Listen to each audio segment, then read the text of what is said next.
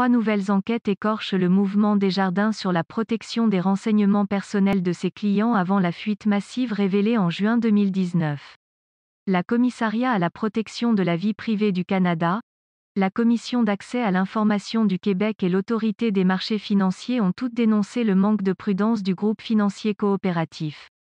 Le commissaire à la protection de la vie privée du Canada, Daniel Thérien, est d'ailleurs d'avis que les mesures de sécurité étaient. L'employé en question travaillait au sein du département de marketing de Desjardins.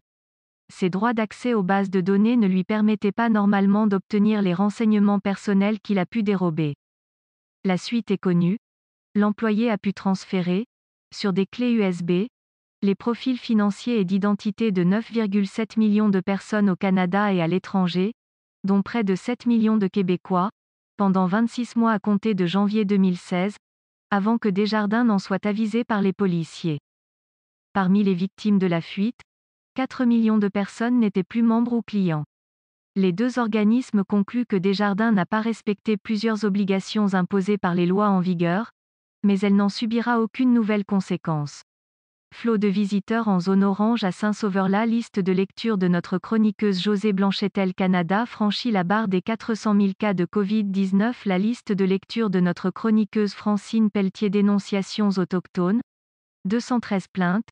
17 policiers accusés. François Legault résilie le contrat moral.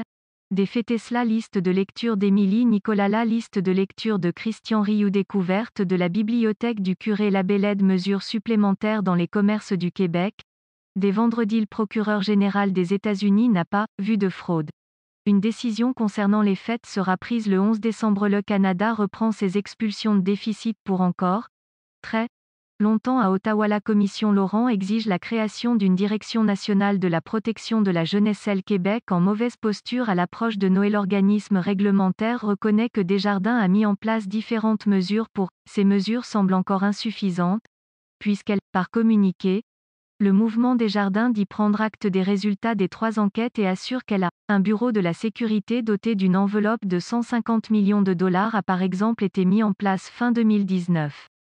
Par ailleurs, l'enquête de la Sûreté du Québec dans ce dossier n'a à ce jour conduit à aucune accusation.